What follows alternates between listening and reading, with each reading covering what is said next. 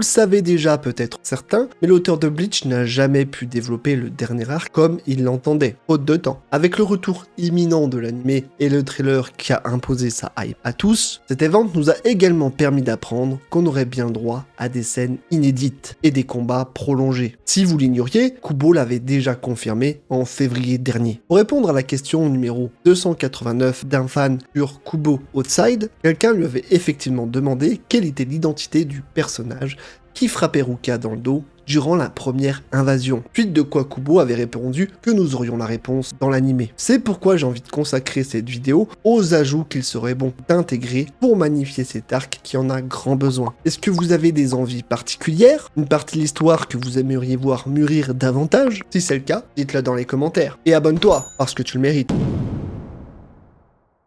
Peut-être pas le plus essentiel, mais s'il y a bien un élément qui pourrait instaurer davantage de tension avant le début des festivités, c'est d'en voir et d'en apprendre un peu plus sur la situation du Wekomondo. Pourquoi pas voir Alibel et les autres Arrancar à l'œuvre, tels que des Vastolordés un peu plus puissants, se faire écraser par l'armée de Yuaba. C'est vrai qu'on a eu un petit aperçu avec les 13 Bestias, ainsi que Menoli et Loli. Grâce à eux, on a tout de suite compris à quel point les Sternritters, et Queijay Oppie en particulier, étaient largement au-dessus d'eux en termes de puissance. En revanche, sans pour autant en dévoiler davantage sur le combat opposant la reine du Wekomondo au roi des Quincy, pourquoi ne pas avoir le point de vue de Neliel, qui est spectatrice des prémices de l'invasion et qui parvient à s'enfuir? Comment elle s'y prend? Quel est son état d'esprit? Etc. etc.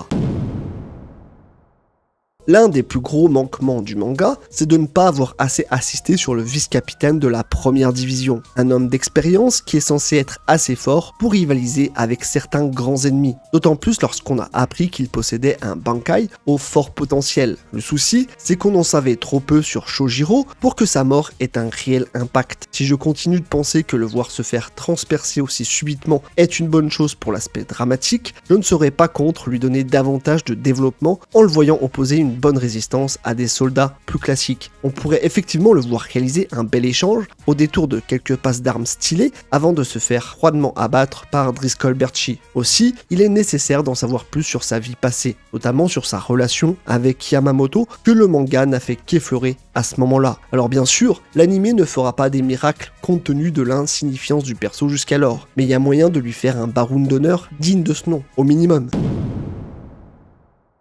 Pour la petite anecdote, je me souviens que dans le dernier épisode du combat opposant Gohan à Cell avec ce combat de Kamehameha mémorable, il y a une scène où Piccolo, Kuririn, Tenshinhan et Yamcha essayent d'aider Gohan en projetant toutes sortes de Kiko sur Cell. Si à l'époque Toriyama ne l'a pas inclus, c'est simplement car il avait oublié de le faire. Ouais, du grand Toriyama en somme. Si je vous parle de ça, c'est parce que j'espère avoir quelque chose de similaire pour le combat final qui manquait clairement de cette étincelle qui fait des combats finaux de shonen ce qu'ils sont censés être, une référence dans le game. Si le combat, si on peut appeler ça ainsi, s'est déroulé à sens unique à la toute fin, à base d'un Ichigo au pinacle et d'un stratagème finement élaboré par Aizen, il manquait une touche d'épicness qui pourrait rendre ce combat mémorable, car s'il reste tel quel, ça ne tiendra pas plus de 5 minutes en épisode, 10 minutes à tout casser, avec un rythme de l'époque. Mais on a besoin de plus, j'ai besoin de plus. Pourquoi ne pas faire intervenir d'autres membres, d'autres personnages qui feraient tout leur possible pour dérouter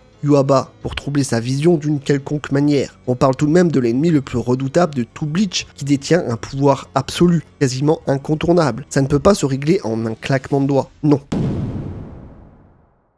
Ça fait certainement partie du top 3 de ce qu'on veut tous voir, un vrai développement et une vraie implication de la part de la Division 0, celle-là même qu'on nous a survendue pendant des années avant de nous montrer l'étendue de pas grand chose en réalité. En dehors d'Ichibei qui a fait le taf de bout en bout et qui doit rester inchangé dans son cas, il faut que les autres membres fassent étalage de leur puissance. À partir d'un moment, quand un jeuneau de 17 ans et des capitaines font mieux que l'élite de l'élite, c'est qu'il y a un problème selon moi. Quand bien même on peut m'avancer l'argument que ce sont des exceptions. Je veux autre chose qu'une simple justification qui consiste à dire qu'ils ont été les pionniers dans un domaine. C'est bien beau de démocratiser quelque chose, mais c'est encore mieux de savoir se battre, surtout quand leur rôle consiste en la protection de l'entité la plus importante du lore de Bleach. Sans pour autant aller jusqu'à mettre une raclée au Schutzstaffel, on est d'accord, ils se doivent de montrer l'étendue de leurs capacités, que ce soit au travers de leur Chikai ou même de leur Bankai. Après, on va pas être trop gourmand non plus. Du moment qu'on les voit mettre 2-3 baffes en rivalisant avec des soldats ou des personnages un peu plus gradés, c'est l'essentiel. Ils se doivent vraiment de redorer leur blason. Moins attendu de ma part parce que c'est loin d'être mon groupe préféré, toutefois, force est de constater que la team est reléguée au second plan, voire même le troisième. Même Shinji n'a pas été respecté avec un combat juste honorable. Je veux dire, il a clairement pris la place de victime de Komamura dans cet arc. Et ça, c'est juste pas possible. Il a un Chikai prometteur en plus. Et ne parlons même pas de son Bankai, qui est parfaitement adapté contre les groupes ennemis. Quant au reste de la team, eh bien, ils se sont uniquement contentés d'agir en soutien, sans un rôle défini plus important. Ils sont clairement là en tant que figurants, mais quid d'une réelle influence sur cette guerre? Aucun d'entre eux n'a brillé durant cette guerre, même pas l'espace de 5 secondes. Ça, c'est triste. C'est vrai qu'il y a déjà énormément de personnages sous-développés parmi les ennemis, en dehors de quelques exceptions qui dénotent et qui sortent du lot, que ce soit grâce à leur capacité ou leur personnalité, nombre d'entre eux sont oubliables et même carrément dispensables. On ne sait rien d'eux et parfois ils servent même uniquement de faire valoir. Sans aller jusqu'à créer un background pour tout le monde, il y en a au moins un qui en mérite plus que les autres. Et c'est Askin Levar, selon moi. Un personnage que les fans ont tout de suite apprécié de par l'excentricité qu'il dégageait et son pouvoir aussi original que vicieux. Il y en a aussi certains dont on ne connaît même pas la faculté, comme Biji qui détient la lettre K mais on n'en sait pas plus, Robert Akutron qui a du potentiel aussi et qui n'a pourtant rien fait de plus que de jouer avec ses armes blanches. Bref, j'en veux plus de ce côté-là. D'ailleurs, c'est sans doute anecdotique, mais je ne dirais pas non à quelques scènes supplémentaires concernant les 3 duels de Zaraki. Jérôme Gisbat et son Zero, pour opposer sa puissance déraisonnable à la sienne, Berenice Gabrieli et son The Question, dont on sait seulement qu'il parle beaucoup, et enfin Lloyd et The Yourself, qui n'a pas eu le temps de copier grand-chose chez ce bon Zaraki. Bon, c'est moins primordial, étant donné qu'on sait ce qu'il vaut en tant que capitaine. L'intérêt est donc moindre comparé à d'autres. On va dire que c'est pas très problématique si ça reste off-screen. N'empêche que quelques scènes additionnelles feraient tout de même plaisir pour appuyer encore plus sa monstruosité.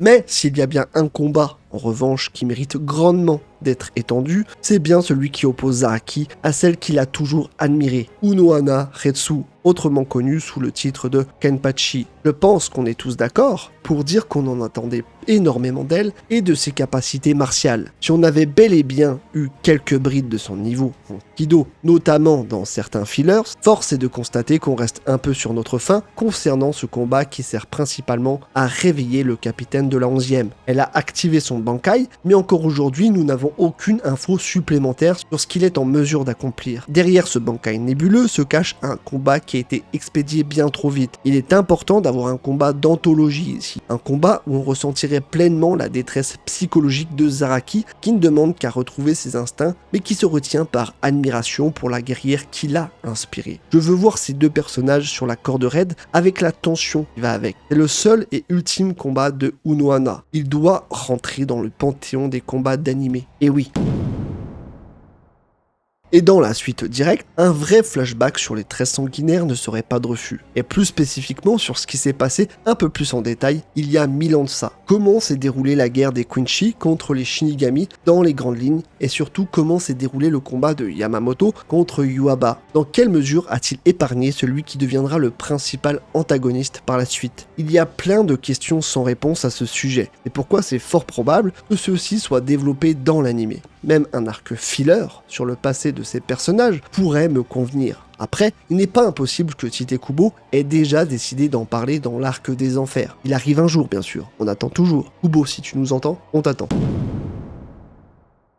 J'avoue que c'est presque un fantasme pour le coup. Tokinada, s'il n'est pas un acteur majeur de ce qui se passe au Palais Royal, est toutefois un personnage central des romans qui a une véritable influence sur ce qui se produit ensuite. Un petit caméo suffirait dans le sens où j'espère que les romans seront adaptés par la suite. On est en droit d'y croire. Après tout, Naruto l'a fait avec Itachi Shinden, donc pourquoi pas Bleach ?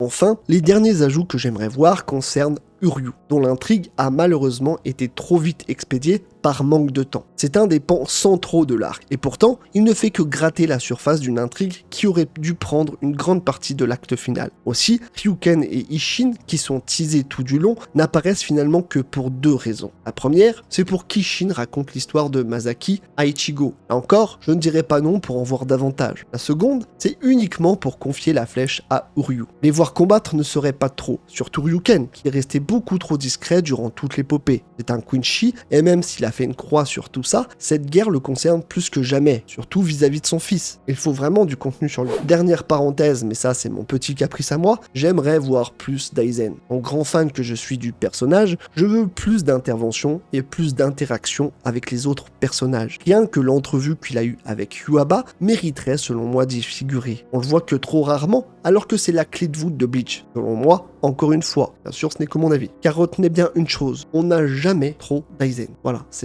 Tite-Kubo lui-même qui l'a dit dans une interview, je sais plus quand, c'est peut-être moi qui l'ai inventé, mais en tout cas, je pense qu'il aurait pu dire ça. Et voilà pour, selon moi, devrait être intégré dans l'arc et dans l'animé en particulier. Alors j'ai forcément oublié quelque chose qui m'est sorti de la tête. Pour le coup, j'ai vraiment essayé de rassembler les idées qui me semblent les plus pertinentes, qui devraient être prioritaires à être présentées dans cette adaptation justement. Maintenant, vous avez certainement d'autres idées en plus auxquelles je n'ai peut-être pas forcément pensé. Du seul cas, encore une fois, je vous invite à le dire dans les commentaires. Je serai ravi de vous lire et de vous répondre. En attendant, j'espère que cette petite vidéo vous aura plu. En attendant l'animé qui va arriver très bientôt, vivement octobre avec tous ces magnifiques animés qu'on va avoir. Mais en particulier Bleach pour moi parce que cher à mon cœur. Et puis on attend ça depuis des années, ceux qui ont suivi l'animé depuis tout ce temps, on attend ça depuis tellement longtemps que on va pas se faire prier, ça va être la hype toutes les semaines. On va manger comme rarement on a mangé. Et ça fait plaisir. Donc encore une fois, vive Bleach, vive la passion de Bleach, vive Ichigo, vive Aizen surtout. Et vive qui vous voulez. Vous mettez vive qui vous voulez dans les commentaires, vive Kuraku, vive Urahara, vive les Tekashi.